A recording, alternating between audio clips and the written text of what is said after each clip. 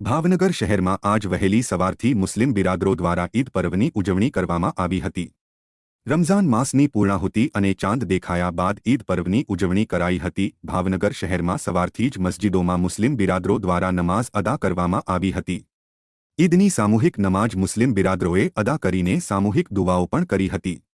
આમ એકબીજાને ઈદની નમાઝ પૂર્ણ કર્યા બાદ શુભેચ્છાઓ ઈદની પાઠવી હતી।